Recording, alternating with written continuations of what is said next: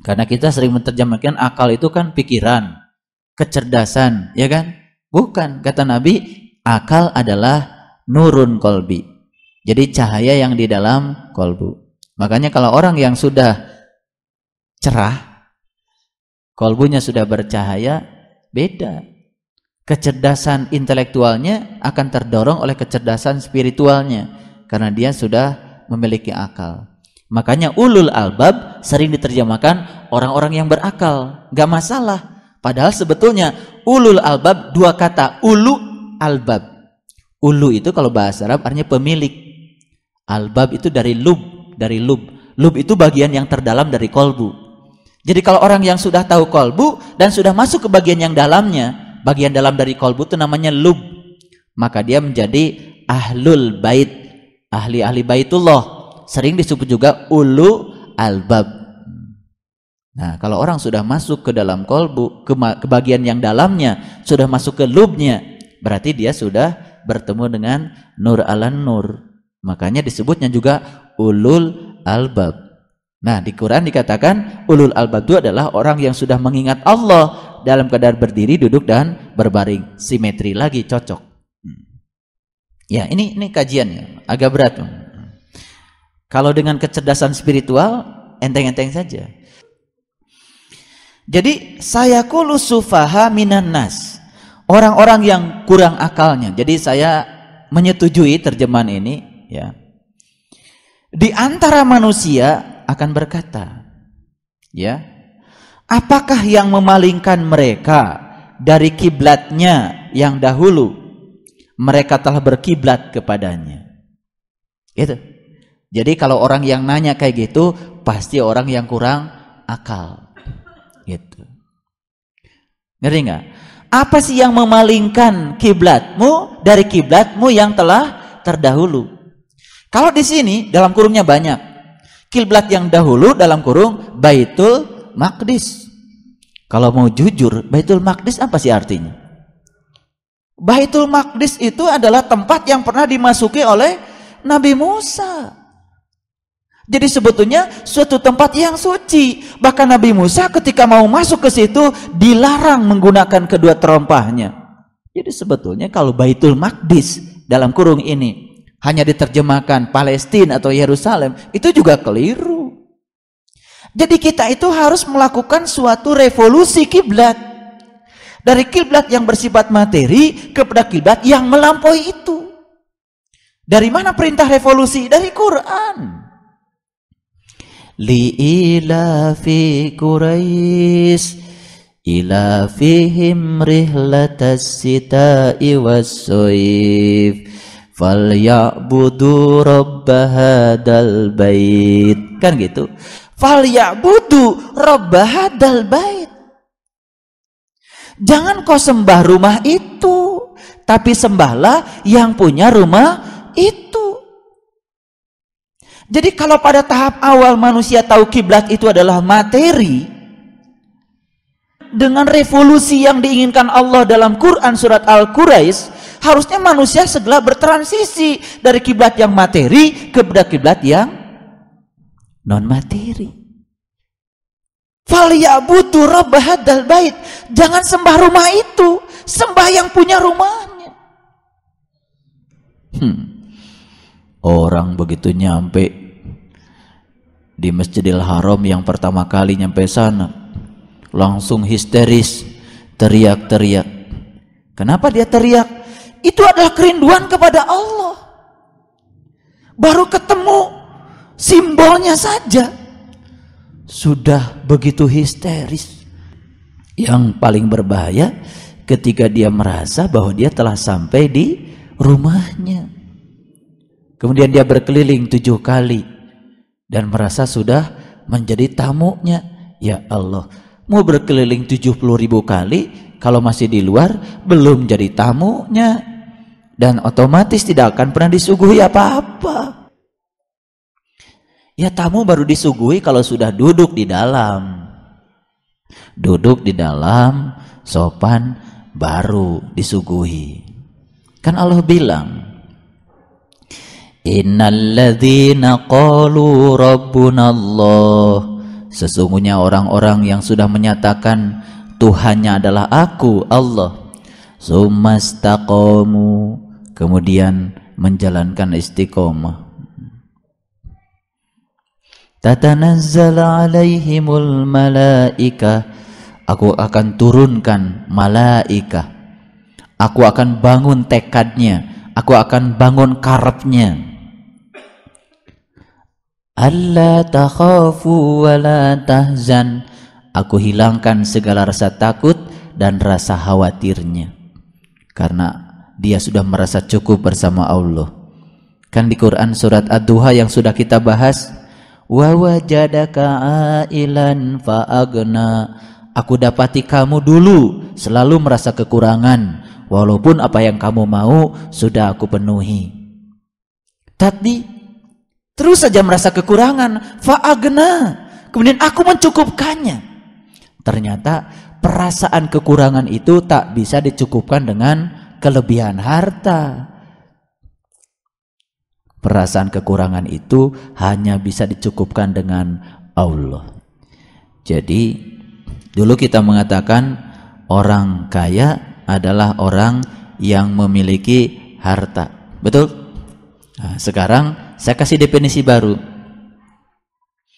Ya, orang kaya memiliki harta dan dia dimiliki oleh hartanya, sebetulnya dia berubah menjadi orang yang sengsara. Paham?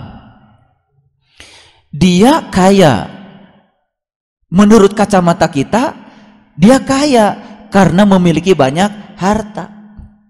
Padahal kalau kita deketi dia, kunaon ibu teh, ayeuna mah asa tarangaos, sibuk. Gimana tuh dah? Upama teh dilongokan pabrik nu itu kumaha? Pabrik nu ieu kumaha? Pabrik nu itu kumaha? Kalau kita jujur saja, kata memiliki itu sudah berubah bagi dia. Dia sebetulnya tidak memiliki harta, tapi dia dimiliki oleh harta. Kalau orang yang memiliki harta, biasanya dia kendalikan semua yang dia miliki. Kalau dia sudah dimiliki oleh harta, dia sumbangkan seluruh jiwa, raga, dan kehidupannya untuk hartanya. Saya mau tanya, banyakkah orang yang dimiliki harta? Sengsara itu. Nah, orang kaya itu adalah orang yang memiliki harta dan sesungguhnya dia memiliki, tidak dimiliki. Hati-hati ya. Banyak orang yang disusahkan dengan yang dia punya, sebetulnya dia sedang dimiliki oleh hartanya.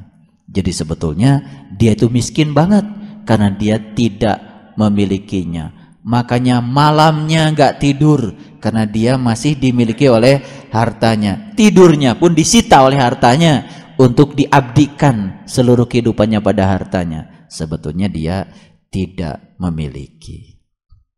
Kesimpulan, banyak yang memiliki atau dimiliki. Mudah-mudahan kita kalau punya kelebihan harta tidak dimiliki olehnya, tapi kita memilikinya. Sederhana ya kalimatnya. Teruskan. Apakah yang memalingkan mereka dari kiblatnya yang dahulu mereka telah berkiblat kepadanya? Jadi kalau orang yang akalnya sempurna, dia itu ada kejujuran di dalam dirinya. Masa iya saya berkiblat sama ini? Ini kan cuma batu. Ini yang akalnya sempurna nih, akalnya sempurna. Ini kan cuma batu, tidak berdaya, yang bikin juga manusia. Maka saya berkiblat sama yang ini. Timbul suatu kegelisahan dalam dirinya mencari kiblat yang satu lagi. Ini yang akalnya sempurna. Tapi yang kurang akalnya malah ngeyel. Ngapain kamu cari kiblat yang lain lagi? Kan cukup ini. Itu kira-kira kalau menggunakan bahasa saya. Ngerti nggak? Jadi Quran itu harus dibahasakan dalam bahasa yang lebih jernih gitu supaya jadi kelihatan yang punya akal dengan yang nggak punya akal. Berapa tahun kita juga nggak berakal. Betul nggak? Tapi kalau disebut nggak berakal, pasti marah. Marah luar biasa. Saya ini manusia sempurna, dan kesempurnaan manusia itu justru akalnya. Iya, kesempurnaan manusia itu adalah akalnya. Bahkan di Quran dikatakan manusia yang sudah menggunakan kolbunya untuk memahami, itulah manusia. Tapi manusia yang belum menggunakan kolbunya untuk memahami, dia adalah binatang, bahkan lebih sesat dan lebih hina daripada binatang. Jadi bedanya manusia dengan binatang itu menurut Quran sederhana. Yang satu sudah menggunakan kolbunya, yang satu belum menggunakan kolbunya. Yang sudah menggunakan kolbunya terang benderang, yang belum menggunakan kolbunya gelap gulita. Cocok dengan definisi Nabi, akal adalah nurun fi kolbi, yaitu cahaya yang ada dalam kolbu, itu akal. Awas, jangan bilang saya ini kan pangkatnya juga udah tinggi Pak, saya ini kan sudah guru besar. Nggak ada hubungan. Nggak ada hubungan, ya. Jadi tidak bisa kita menjustifikasi kemuliaan manusia dengan gelar akademik, apalagi kepangkatan. Nggak bisa, ya. Nabi Muhammad juga tidak pernah dapat gelar fungsional. Manusia sempurna. Baik, kita teruskan. Sampai sini ngerti ya? Oke, teruskan lagi. Katakanlah, kepunyaan Allah lah timur dan barat. Dia memberi petunjuk kepada siapa yang dikehendakinya ke jalan yang lurus. Subhanallah. Jadi ketika kita gelisah, masa iya kiblat saya yang kayak gini? Masa iya saya harus mengkiblati yang kayak gini? Gitu. Kalau ada keraguan, kemudian dia mencari, maka Allah bilang, yahdi mayyasha ila sirati mustaqim. Aku akan tunjuki kamu ke jalan siratal mustaqim. Masih ingat dulu waktu saya membahas Quran surat Ad-Duha,